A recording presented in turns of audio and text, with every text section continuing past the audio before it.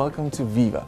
So today we're going to do things a bit differently. I want to talk about something that has been on everybody's minds for the past few weeks, which is the current property market.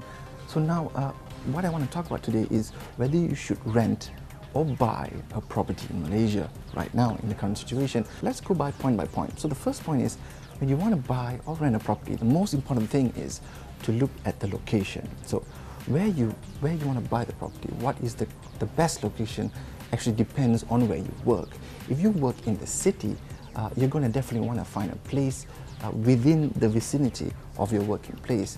Where you work is very important, and how long you travel to work is also very important. Now, another thing, quite interesting thing, that I've actually talked to a lot of people about this issue, friends, family, even colleagues here. It always comes back to one specific point, which is time versus money.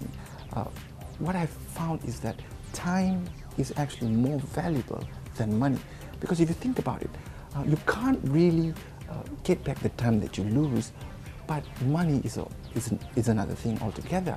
So you wouldn't want to waste so much of time in traveling or on the roads or stuck in jams, and you would want to use that time more effectively. We go on to the second point. The second point is a very normal question, is can you afford it? Now, I want to stress the word afford here. Now, affording something is being able to pay the monthly installments for it. But the thing is, when you can afford something, it shouldn't be a burden. If you want to purchase a house, it's going to be a long-term commitment.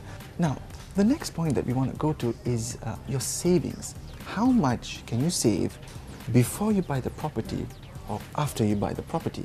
Because this is quite important, because Malaysians, as we know, are not saving enough. So let's just look at that. If you buy a property and you need to save, or even if you rent a property, you need to have a very healthy budget. You need to have some savings to help you if, let's say, something happens, because we can't really predict the future.